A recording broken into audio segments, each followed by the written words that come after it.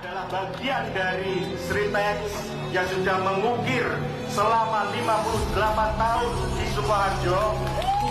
Berbanggalah kalian punya RPK Sritex.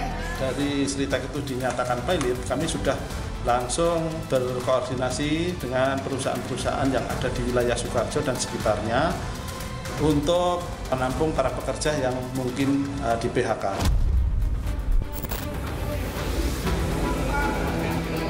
Negara hadir, kita memastikan bahwa para karyawan kerja Sritex ini memastikan mereka dapat perlindungan jaminan sosial kerjaannya.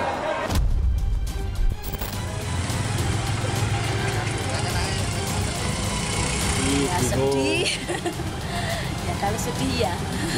Kalau saya itu sudah 17 tahun, apalagi yang sudah lama-lama itu, bahkan sudah mencapai 25 tahun, harapannya bisa bekerja seperti semula.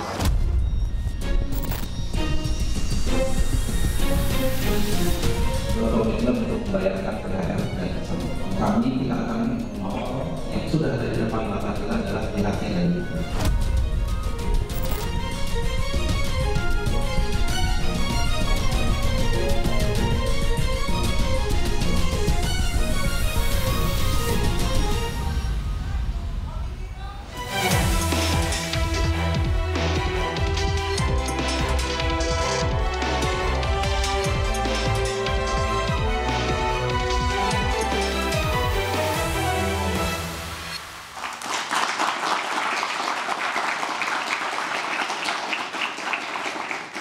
Selamat malam pemirsa, di tengah badai ekonomi yang mengamuk sangat parah, PHK menghantam keras tanpa pandang bulu. Sebut saja Sritex, puluhan ribu karyawan dirumahkan, ironisnya ini terjadi saat menjalani ibadah puasa dan menyongsong hari raya. Dan di tengah nestapa, harapan pastinya selalu ada dan pemerintah terus berusaha mengubah nasib karyawan Sritex. Nah, bagaimana langkah pemerintah terhadap nasib karyawan Sritex dan mengantisipasi badai PHK yang terjadi di awal tahun 2022 dan apa langkah mitigasi yang akan diambil bersama saya Anisha Dasuki. Dan saya Aryo Ardi, inilah interupsi badai PHK pasti berlalu. Sudah ada narasumber, 5 narasumber namun saat ini baru 3 yang bergabung bersama kami. Di sebelah kanan saya ada Zainul Munasihin, anggota Komisi 9 DPR RI. Selamat malam Pak Zainul. Selamat malam, Assalamualaikum. Waalaikumsalam warahmatullahi wabarakatuh. Di sebelahnya ada Pak Aloysius Budi Santoso, Sekretaris Umum Apindo. Selamat malam Pak Budi. Malam semuanya. Dan melengkapi tamu kita malam hari ini, di sebelah kiri saya sudah hadir Ibu Mira Sumirat, Presiden Aspirasi Asosiasi Serikat Pekerja Seluruh Indonesia. Selamat malam. Selamat malam Bu Mira. Malam. Dan kami juga akan mengundang Ibu Esa M. Rahbini, Direktur Program Indef. Selamat malam Bu Esa. Selamat malam Bu Esa. Silakan Bu Esa. Dan juga dilengkapi dengan kehadiran mahasiswa dan mahasiswi dari Universitas YAI, jurusan Ilmu Komunikasi. Ilmu Komunikasi. Baik, nanti di segmen berikutnya akan bergabung bersama kami Wakil Menteri Ketenagakerjaan Emmanuel Ebenezer di segmen kedua. Saya akan ke Pak Zainul terlebih dahulu. Pak Zainul, hasil audisi dengan Sritex seperti apa? Ya, Mbak Anissa, beberapa hari yang lalu kita kedatangan tamu dari Asosiasi Serikat Pekerja Sritex yang diwakili oleh Pak Slamet. Ya. Mereka menyampaikan situasi terkini pasca dijatuhkannya vonis pilot dan juga gagalnya going concern, termasuk juga pemutusan hubungan kerja pada tanggal 26 Februari. Dari yang mereka sampaikan kepada kita, ada 3 PR yang mendesak, yang mereka ingin sampaikan kepada kami, Komisi 9, untuk didorong agar ada percepatan. Yang pertama adalah kepastian soal THR nih. Ya. Kenapa? Karena kurator yang sekarang mengambil alih posisi perusahaan Sritex, ya kan, itu mem-PHK karyawan Sritex pada tanggal 26 Februari, 2 hari menjelang Ramadan, ya, puasa Ramadan dimulai. Ada indikasi, ya, ini adalah upaya untuk menghindari THR, karena memang sesuai aturan perundang-undangan yang berlaku, THR diberikan kepada para pekerja yang masa kerjanya itu masih berlangsung 30 hari sebelum Hari Raya Idul Fitri, gitu. Nah, mereka menyampaikan kita agar dilakukan upaya-upaya agar walaupun toh mereka di PHK 2 hari menjelang puasa pertama Ramadan, mereka tetap merasa punya hak untuk mendapatkan THR. Dipenuhi itu Pak? Belum, masih nanti kita akan komunikasi. Tapi kita akan sanggup panggil. nggak kira-kira dari? Harusnya sanggup. Menurut kurator? Harusnya sanggup. Kita setelah ini akan memanggil kurator juga, Komisi 9 sedang kita jadwalkan ya, bersama dengan Kemenaker juga belum kita panggil, termasuk BPJS Tenaga Kerja. Artinya ada 3 komponen Pak Zainul, ada JHT, JKT, dan THR. Yang pertama THR itu mereka... Itu di luar pesangon ya? Ya, THR, pesangon, JKP. JKP. Nah sekarang yang sudah mulai pencairan itu JHT. JHT ini kita terima kasih kepada BPJS Tenaga Kerjaan karena sudah gerak cepat. Mulai dari kemarin sudah mulai pencairan JHT per hari 1.000. Jadi selama 8 hari, insya Allah seluruh hak JHT-nya karyawan Sritek akan terbayarkan. Totalnya kurang lebih 125 miliar. Kemudian menyusul adalah JKP. JKP alhamdulillah seluruh pekerja Sritek itu peserta aktif JKP. Tinggal untuk pencairannya kan harus nggak ada yang nunggak ya Pak? Nggak ada. Cuman untuk pencairannya harus masuk ke prakerja kan, ke sistemnya Kemenaker. Itu nanti Bang Noel nanti bisa menyampaikan dan sekarang sedang proses untuk istilahnya input ya ke prakerja. Itu nanti mereka akan mendapatkan 60% dari upah selama 6 bulan. Dan sisanya? Itu kebijakan. JKP itu diberikan 60% dari upah selama 6 bulan. Itu adalah bantalan sosial dari pemerintah untuk menunggu mereka dapat pekerjaan baru. Jadi selama 6 bulan mereka tetap punya gaji, tapi 60% itu yang di cover oleh JKP. Baik, balik lagi ke masalah THR, Mas Zainul. Apakah nanti akan dibayarkan full, penuh langsung saat itu juga seperti yang lazimnya terjadi selama ini, ataukah seperti apa skemanya? Karena tahun lalu aja udah nyicil THR-nya. Kita dorong, kita sih berharap ini kan kuncinya di kurator nih. Kita berharap kurator hatinya merah putih. Keberpihakannya kepada buruh, jangan kepada perusahaan gitu. Kalau hatinya merah putih kita berharap ke rakyat, ke pekerja karena mereka hari ini sangat berat bebannya, beban ekonominya dan kita berharap itu betul-betul bisa diperhatikan. Baik, saya ke Pak Budi. Pak Budi kalau dari sisi pengusaha, kondisi sudah pilot nih. Pekerja minta THR di PHK 2 hari sebelum hari pertama puasa. Itu bisa terpenuhi kah? Memungkinkankah? Masuk akal kah? Pertama, saya tidak mengetahui dengan detail keuangannya Sritek. Ya. Jadi terlalu dini kalau saya masuk ke dalam... Hitung-hitungan kasar aja. Tapi begini, prinsipnya pada saat dipilotkan, maka pengusaha juga tidak punya hak melakukan apa-apa. Karena semuanya berpindah kepada kurator dan pengadilan. Jadi bukan bicara apa saya mau atau tidak mau sebagai pengusaha. Tetapi hak hukumnya terhadap perusahaan itu sudah tidak ada. Hilang. Iya. Jadi kembali... Karena ini sudah di kurator, sudah di lembaga peradilan dan seterusnya, maka semuanya, bahkan semua aset-asetnya pun udah di mereka. Lalu kita punya hak apa sebagai pengusaha? Jadi isunya bukan apakah mau atau tidak, apakah merah putih atau tidak. Kami pengusaha merah putih loh Pak. Kita memperkerjakan puluhan ribu orang loh Pak. Tapi lebih pada asas legalitas ya Pak Budi. Iya, tapi kita tidak punya asas legalitas untuk melakukan aksi apa-apa gitu. Baik, saya ke... Sebentar, apalagi ketika ternyata utangnya lebih besar daripada asetnya. Iya, saya membacanya begitu ya, karena saya tidak tahu. Tapi kan kalau di berita-berita mengatakan utang lebih besar daripada aset, jadi even asetnya pun dijual semua, pada dasarnya sudah tidak bisa menutupi utang-utangnya. Jadi memang itu fungsi nanti pada kurator bagaimana membagi ke karyawan berapa, ke bank berapa, ke supplier berapa dan seterusnya. Ini banyak pihak. Tapi prioritas karyawan, Pak. Ya. Tapi itu bukan hak, pengusaha udah nggak punya hak untuk melakukan apa-apa. Baik, saya ke secara hukum ya. Baik, saya ke Mbak Mira. Mbak Mira, kalau kondisi seperti ini, artinya tadi Pak Budi mengatakan secara legalitas pengusaha udah nggak punya hak lagi. Tetapi di sisi lain pekerja menuntut haknya, apalagi 2 hari sebelum puasa baru diadakan. Ya, pengalaman yang saya lakukan, kami rasakan selama ini, yang namanya pilot, ya nggak dapat, mohon maaf ya tadi THR. Pilot nggak pilot, kalau misalnya perusahaan itu PHK, meskipun dalam tanda kutip 1 hari menjelang puasa Ramadan itu nggak ada THR. Artinya sudah bisa dipastikan karyawan Sritek tidak akan mendapatkan THR. Itu yang pertama. Kemudian yang kedua, soal tadi proses pembayaran JKP yang disampaikan Pak Zainul, kemudian JHT itu normatif. Memang itu sudah harus dibayarkan gitu. Tapi memang prosesnya waktunya mungkin antara kurang lebih sebulan lah. Itu karena normatifnya, karena mereka juga bayar kan. Tapi kalau pesangon, itu kurator aja tadi sore sudah menyampaikan saya, itu nggak ada kejelasan gitu loh. Karena kan harus menunggu jual aset.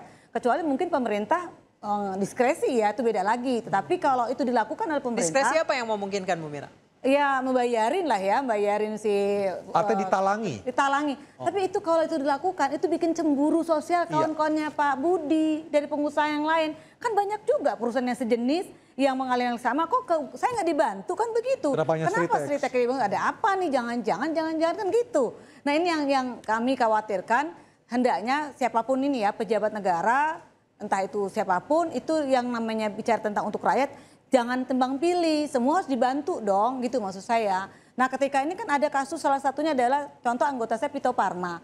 Pito Pharma itu udah 5 tahun dipilotkan dan itu perusahaan nasional juga, yang namanya perusahaan farmasi terkenal. Mereka gara-gara ada BPJS kemudian kalah harga dari obat-obatan dan anggotanya Pak Budi Apindo. Tapi sampai sekarang akhirnya terbengkalai, kurator juga dipilotkan juga, sampai sekarang belum ada yang beli. Bu Mira dari sisi asosiasi karyawan buruh, mengapa tanggapan pemerintah berlebihan terhadap Sritex menurut Anda?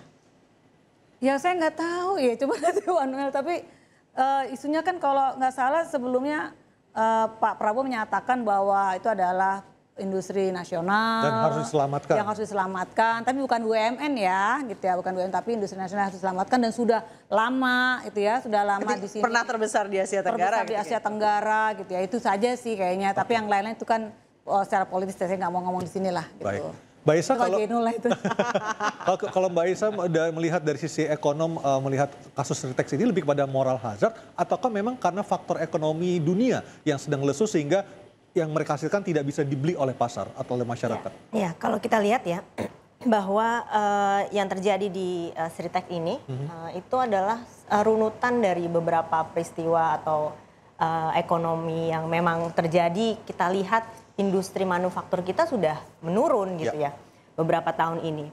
Terutama salah satunya adalah industri TPT ini, tekstil. Dan kalau kita lihat pun pertumbuhannya juga rendah gitu ya. Kenapa? Karena memang daya saing dari industri ini juga mengalami tantangan gitu ya. Pertama dari sisi biaya yang memang menghadapi biaya tinggi. Dan kalau kita lihat dengan dinamika ekonomi yang kita lihat sekarang, dinamika global ini, beberapa tahun belakang ini kan ada gejolak dari sisi harga, komoditas dan energi dan lain-lain, depresiasi dari nilai tukar, yang ini memberikan beban terhadap industri. Baik. Salah satunya industri tekstil ini. Baik. Gitu. Dengan PHK dari atau pilot dari Sritex ini, apa dampak sistemik yang kemungkinan akan timbul, Mbak Aisyah? Oke, kalau kita mungkin lihatnya dari industri sektornya ini dulu ya, dari lingkungan sekitarnya dulu nih. Pertama dampaknya adalah pasti pendapatan dari yang terdampak nih, pekerja yang terdampak pasti kan menurun, apalagi udah mau lebaran ya, ini mereka dan THR dipastikan juga nggak dapat. Betul. Nah kedua adalah sektor jasa-jasa yang di sekitarnya, itu seperti misalnya pedagang makanan atau UMKM di sekitarnya, kemudian mungkin kos-kosan dan lain-lain. Ini UMKM yang pendukung sistem ekosistem yang di sekelilingnya ini juga pasti akan terdampak. Termasuk tadi suppliers ya, rantai pasok dari industri ini juga pasti akan terdampak salah satunya.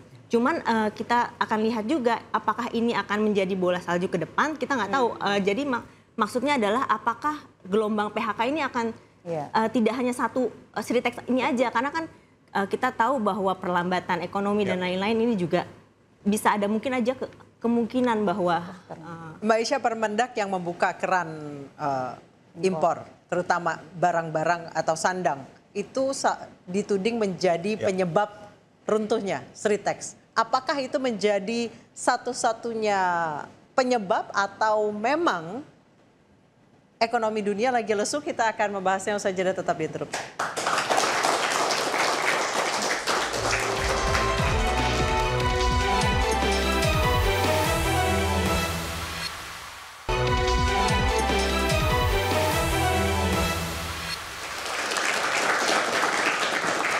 Mbak Aisyah, ini ada beberapa pendapat tentang begitu banyaknya PHK di Indonesia mulai dari tahun lalu sampai di bulan Maret, malam hari ini kita berdialog seperti ini.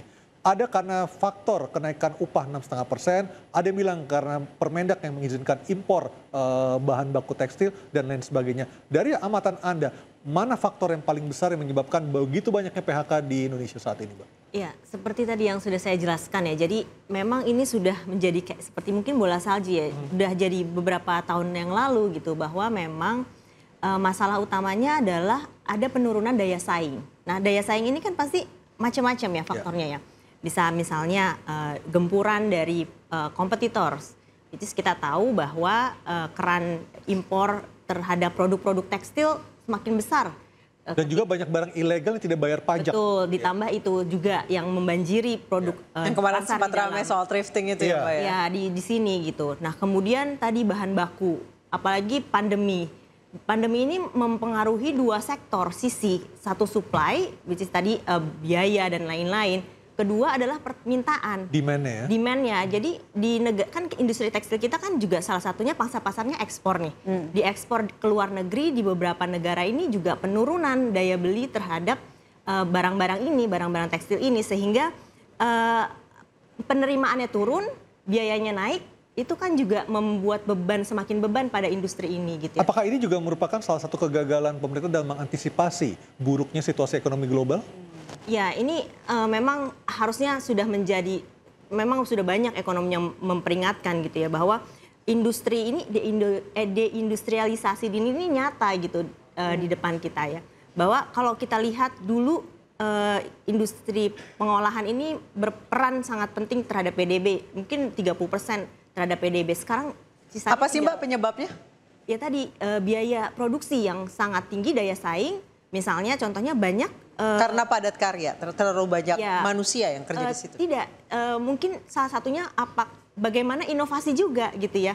Inovasi ini bagaimana produksi ya, produksinya menggunakan apakah dia mengejar produksinya lebih tinggi gitu ya, supaya dia bisa memberikan harga yang murah kan nggak bisa bersaing dengan harga yang sangat murah sekali dengan produksi Cina, Vietnam dan lain-lain.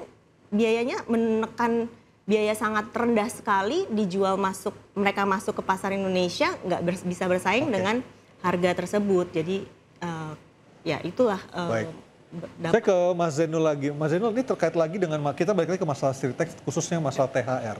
Tadi sudah konklusi dari segmen sebelum mengatakan udah nggak bisa nih. Karena tadi Pak Budi mengatakan legal standing-nya nggak ada buat pengusaha karena semuanya sudah diserahkan ke kurator dan juga putusan pengadilan nantinya. Nah, bagaimana cara mengkomunikasikannya ke karyawan ex-Stritex yang bisa mengatakan sudah tidak ada hak lagi untuk mendapatkan THR, Mas Zainul? Ya, kalau kami dari Komisi 9, Mas Ere ya, kita mendorong Kementerian Tenaga Kerja untuk mengambil langkah-langkah afirmasi ya. Afirmasi, mengambil langkah-langkah diskresi kalau diperlukan untuk berbicara dengan kurator sekali lagi. Oke, kita langsung bergabung dengan, belum. Kita langsung bertanya kepada Wakil Menteri Ketenagakerjaan, apa sudah bergabung bersama kami? Sudah. Oh baik. Selamat malam. Selamat malam Mas Eben. Mas Eben. Yuk, malam. Mas Eben, yang diperlukan adalah pemerintah harus mengambil langkah diskresi untuk dalam tanda kutip nalangin Stritex ini. Bisa ya soal nalangin bukannya nggak bisa, bisa aja. Tapi kan gini lah, kita kan nggak mau terlalu jauh sekali. Tapi apapun yang apapun yang terjadi, yang jelas negara tuh selalu hadir lah. Karena kita tidak mau ada sekian ribu atau sekian puluh ribu ini buruh harus terlantar karena soal kepelitan Stritex ini. Karena gini. Ini kan yang mem-PHK-kan kawan-kawan dari kurator. Nah, kita kementerian nggak mungkin bisa menjangkau keputusan itu, gitu loh. Nah, tinggal kita lihat nanti kan kurator juga punya komitmen untuk melakukan rekrutmen baru untuk 2 minggu ke depan ya. Itu janji kurator yang harus kita hargain.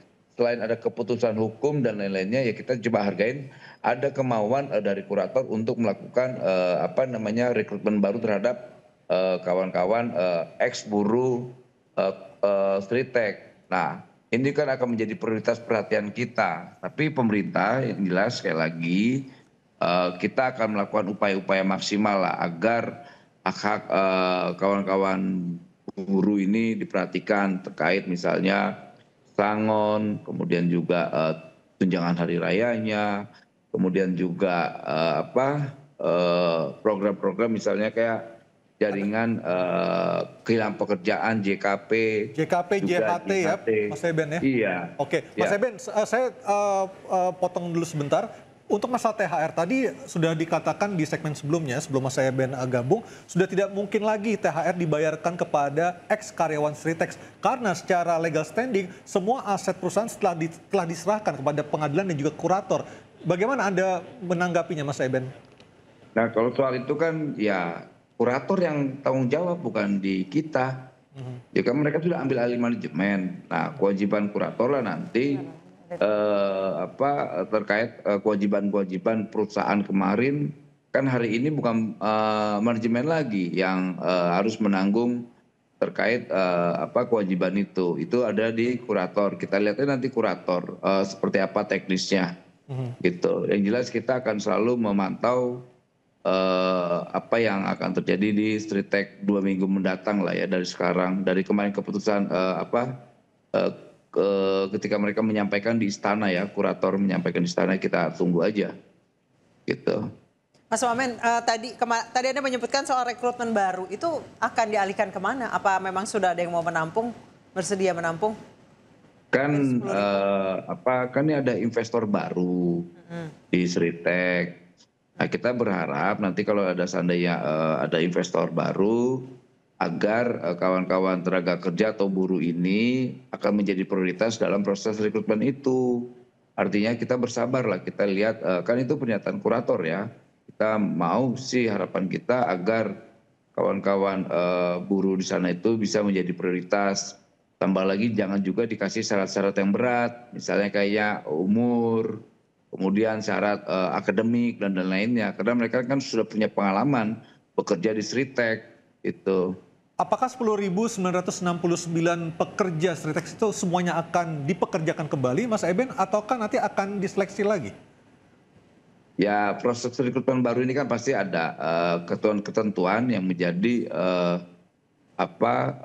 haknya manajemen baru nanti. Tapi kita tetap menyampaikan harapan kita, kawan-kawan ex buruh Sritex ini harus menjadi prioritas utama lah, karena mereka kan sudah terbiasa dengan lingkungan lingkungan di situ. Jadi ya tadi yang awal saya sampaikan, ya mereka harus jadi prioritas lah. Baik, saya ke Ibu Mirah, katanya udah ada investor baru. Berarti teman-teman ada angin segar dong, Bu? Jadi kalau investor baru tuh belum ada. Ini kan baru janji-janji surga. Janji dari kurator. Dari kurator. Okay. Jadi petang tadi itu saya dapat informasi bahwa kurator juga menyampaikan belum ada kejelasan terkait dengan pembayaran pesangon karena harus melalui proses 2 bulan itu, proses terkait dengan yang namanya dokumen-dokumen, bahwa ini kan total hutang sama aset kan lebih gede utang nih. Iya. Coba siapa mau yang investor yang masuk nih gitu kan. Investor juga ngitung-ngitung ada untungnya apa enggak. Terus yang kedua, daripada saya mempekerjakan yang sudah berumur begini dengan saya yang fresh kan gitu, yang ininya masih produktif gitu, pikiran investor baru. Tapi sekali lagi ya tadi pemerintah mungkin karena bertanggung jawab untuk merasa ini sudah puluhan tahun dan sudah berkontribusi terhadap negeri tercinta ini, maka pemerintahan di bawah Pak Prabowo ini juga melalui Pak Wamen ini menjadi lebih balik lagi ke soal hati merah putih gitu. Apa enggak? Proaktif. Nah teman saya mau nyoroti gini Pak Wamen, bahwa kayaknya pemerintah nggak punya mapping atau perencanaan yang jelas. Padahal kan yang PHK tuh kalau itu kelihatan nanti ke depan akan ada perubahan-perubahan goncangan-goncangan industri. Nanti ini ke depan ini tadi saya sampaikan Mbak Esa, ini bola salju. Ini PHK secara umum maksudnya ya? Ya, ini PHK secara umum maksud saya. Jadi ke depan itu ada sektor finance juga akan terdampak karena akan ada artificial intelligence yang akan juga masuk gitu ya. Nah ini tolong pemerintah ada perencana apa enggak sih gitu maksud saya, supaya nanti tidak lagi seperti ini. Dan harapan saya juga pemerintah jangan parsial dong, jadi jangan cuma Sritex doang nih, dibantu juga kan ada yang mengalami yang sama gitu, jangan sampai ada kecemburuan sosial. Mas Wamen silakan. Ya, apa yang disampaikan Mbak Mira itu betul sekali. Sebetulnya kan terkait PHK dan kemudian apa istilahnya badai-badai PHK ini, kan kita sudah melakukan ya namanya mitigasi, lantas kemudian kita juga sudah melakukan kolaborasi ke beberapa lembaga kementerian, karena masalah ini kan bukan masalah Kementerian Tenaga Kerja doang. Di situ ada Kementerian Tapi berarti nggak boleh Perindustrian. kelamaan dong, Mas, itunya kolaborasi. Nah, tapi kan kita yang dihilir ini persoalannya itu seakan-akan bahwa persoalan ini ya persoalan Kementerian Tenaga Kerja, enggak juga gitu. Lantas juga kita pahamin bahwa ke depan juga ya kita berharap ini kan menjadi keluhan industrial ya, atau pengusaha ya, bahwa mereka berharap nanti ke depan ketika melakukan investasi ramah dong terhadap investor, misalnya kayak izin, lantas biaya-biaya ormas yang sedikit mengkhawatirkan, belum lagi calo-calo. Nah, karena kan kita pahamin bahwa para pengusaha ini kan sudah melakukan bayar pajak ke negara. Nah, tinggal ditertibkan.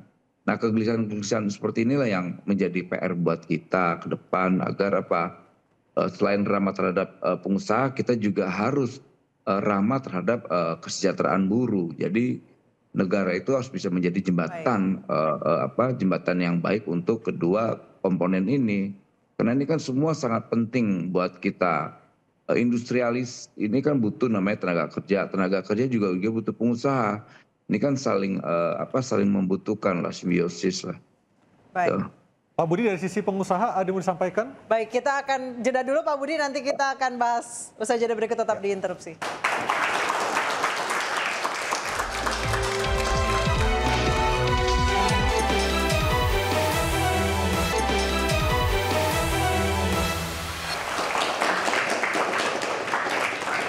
Pak Budi, menyikapi Sritex dan juga badai PHK secara umum, apa yang mau disampaikan dari sisi pengusaha kepada Wamenaker kita malam hari ini? Silakan, Pak.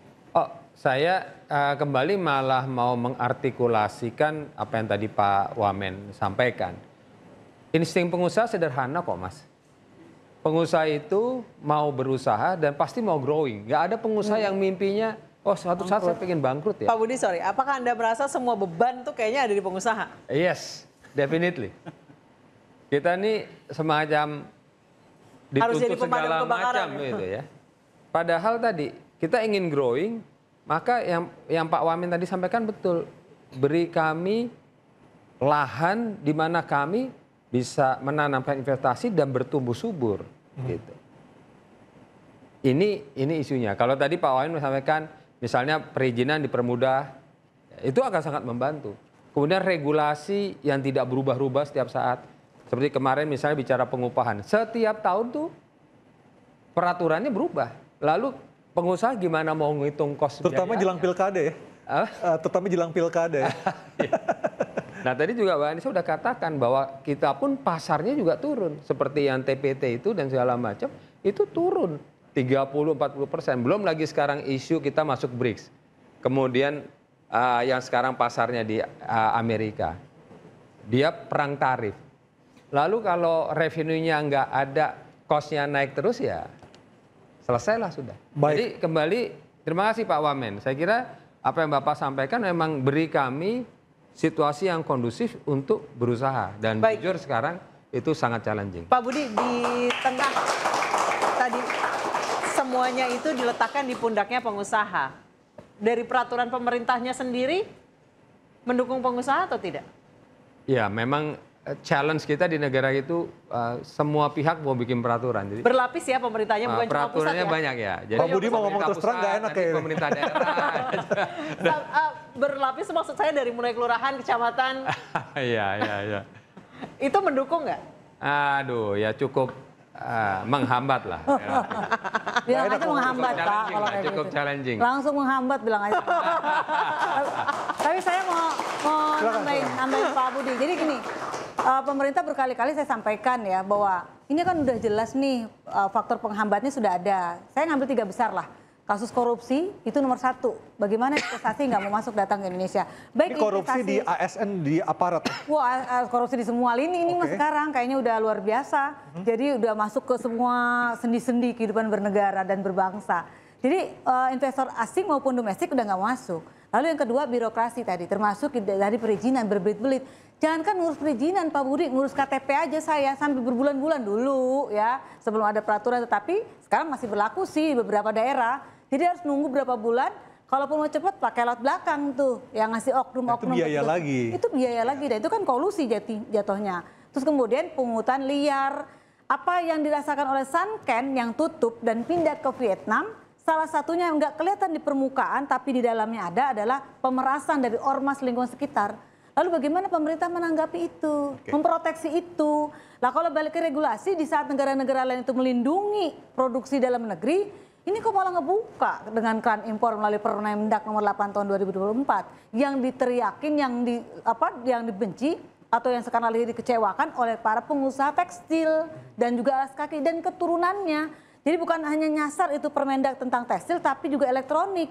Dan juga UMKM masuk kehajar juga gitu loh. Baik. Nah ini pemerintah gimana? Saya nggak ngerti bagaimana mappingnya itu. Saya ke Pak Wamenaker dulu. Ini pastinya bukan menjadi domain semata dari Menaker, Mas Noel. Bukan. Saya sepakat, kita sepakat juga. Tapi mungkin yang ingin kita ketahui adalah bagaimana sebenarnya ketika sidang kabinet, rapat kabinet, ataupun sebenarnya ketika rapat koordinasi dengan lintas kementerian ini, apa sih yang dibahas dan juga tujuannya seperti apa, Mas Noel? Supaya kita semua juga bisa paham dan juga investasi bisa datang lagi ke Indonesia dan ekonomi ini kembali naik, Mas Noel. Karena saya kan pejabat yang tidak punya beban ya. Jadi saya sampaikan tuh persoalan-persoalan yang tadi disampaikan Mbak Mira, atas Mas Budi, terkait keinginan kawan-kawan pengusaha. Ada hambatan-hambatan atau kiranya hambatan menurut saya itu hambatan-hambatan yang kecenderungannya kita bukan pro terhadap industri nasional, malah kecenderungannya malah pro terhadap impor. Nah itu termanifestasi dengan Permendak nomor 8 dan itu tanggal 23 Desember saya sudah sampaikan dan itu akhirnya akan dievaluasi oleh Menteri Perdagangan. Kemarin dia komitmen tanggal 5 Februari dia bilang kita akan kita revisi. Semoga ini menjadi angin segar ya. Tinggal kita lihat revisi ini arahnya kemana gitu. Sudah direvisi atau belum ya? Kami juga belum mendengar ada kabar revisi tuh, Mas Noel. Tapi sudah ada pernyataan dari Kementerian Perdagangan akan direvisi. Nah, akan kedua, ya berarti ya, belum ya? Baru akan ya? Ya. Nah, kedua ya terkait tadi izin. Memang tidak ada siapa sih gini. Pertama pengusaha tidak akan mau yang namanya ada PHK, udah pasti tuh. Kedua negara juga tidak mau adanya PHK. Ketiga, buruh juga tidak mau di PHK, gitu loh. Nah problemnya apa? Problemnya ya tadi yang tadi kita sampaikan bersama tadi. Harusnya ini kan bisa duduk bersama. Ini problem pengusaha, ini kan problemnya izin. Selain preman-preman dan perintilan-perintilannya. Kedua, soal buruh. Buruh ya kita harus juga punya keberpihakan terhadap buruh.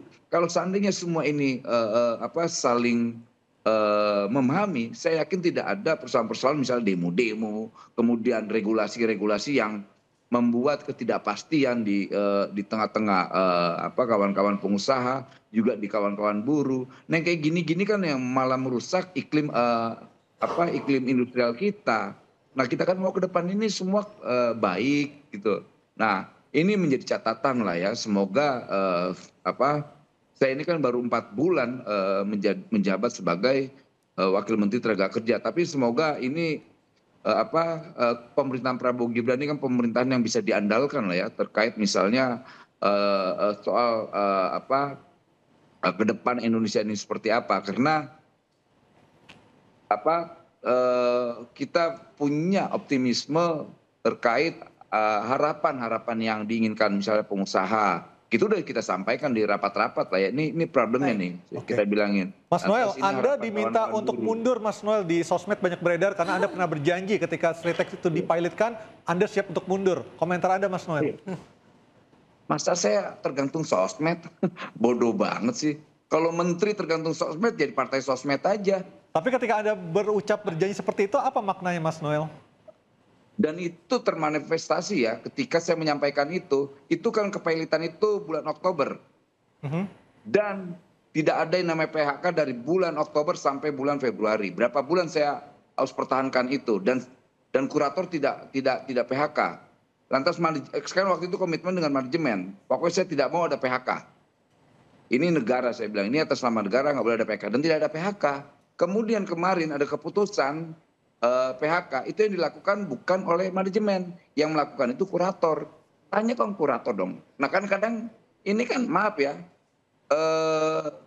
ini orang-orang yang nggak paham nih, nggak ngerti nih, orang-orang medsos-medsos ini mana tahu kurator. Jangan-jangan baru baca kurator itu apa. Yang tahu itu buru-buru.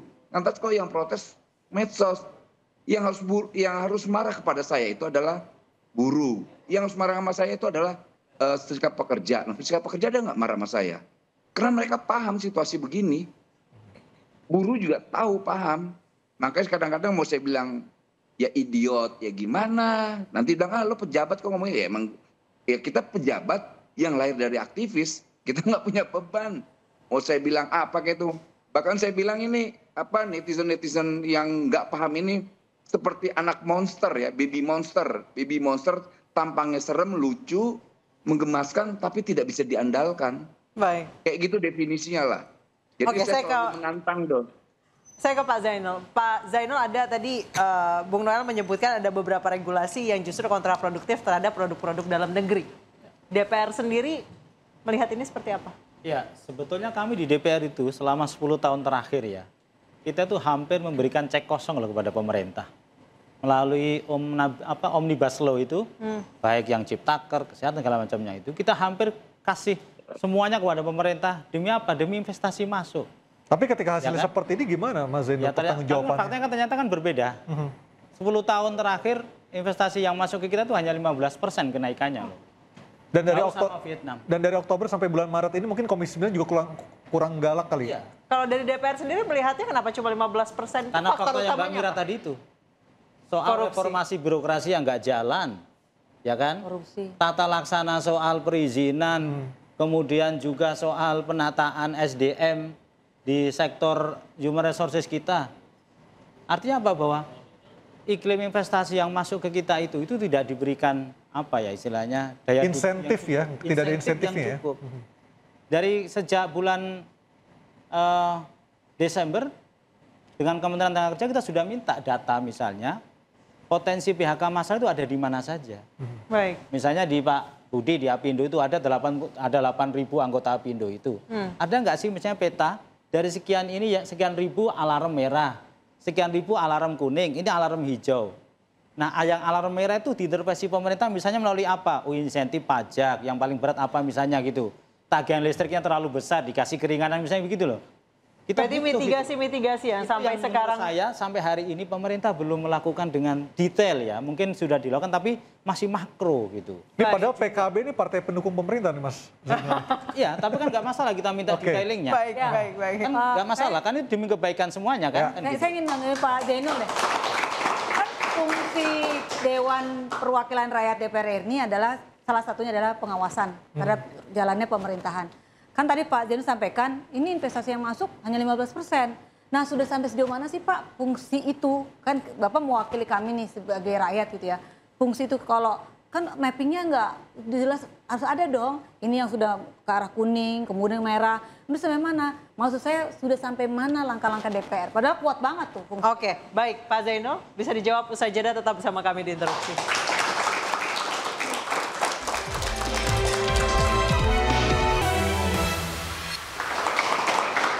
Pak Zainul, tadi pertanyaan dari Ibu Mira, mana yang sudah masuk ke merah, mana yang masuk ke kuning, DPR, apakah sudah punya datanya? Jujur kita katakan belum. Karena data itu ada di pemerintah dan kita minta pemerintah untuk segera membuat mitigasinya gitu. Karena dalam rapat dengar pendapat, dalam rapat kerja dengan Kementerian Tenaga Kerja yang mitra kami di Komisi 9 dengan Bang Noel kemarin itu masih peta global tentang potensi PHK jumlahnya sekian di sektor ini segala macam. Tapi DPR sudah dapat sektor-sektornya kan? Mana saja yang masuk merah? Secara makro sudah. Tapi detailingnya masih kita belum dapat ya. Baik. Gitu. Nah, kita akan dalami terus ini melalui proses-proses persidangan yang ada di DPR. Kita kan ada RDP, ada Raker, ada juga kita fungsi pengawasan. ada juga fungsi budgeting termasuk dalam nanti kita dorong. Di fungsi budgeting misalnya melalui badan anggaran di Banggar kita akan dorong adanya insentif, misalnya insentif fiskal dan juga ada relaksasi untuk pengusaha-pengusaha yang memang dalam posisi yang tadi itu merah, kuning, misalnya gitu. Nah kita butuh sinergi ini dengan Bang Noel ini untuk segera membuat petanya ini Mas, mitigasinya ini. Ya. Biar kita tidak gelap gulita ini, jangan sampai nanti tahu-tahu ada satu perusahaan PHK masa lagi, nanti perusahaan satu PHK masa lagi, sehingga kita tidak tergagap-gagap gitu. Tapi saya kira saya lihat Bang Noel ini, saya salut karena menemani buruh luar biasa. Minimal negara hadir dulu lah, itu sudah cukup lah bagi buruh. Untuk sementara ini bahwa mereka tidak sendiri. Oke, Bang Noel, singkat saja, apa yang bisa disampaikan kepada buruh supaya mereka bisa lebih tenang menghadapi kondisi seperti ini? Karena uncertainty condition-nya sangat tinggi sekali, Bang Noel. Ya, sekali lagi saya sampaikan bahwa buruh itu patriotisme dalam keluarganya, patriotisme juga untuk perusahaan, patriotisme juga untuk negara. Nah, kewajiban negara harus hadir di tengah-tengah mereka.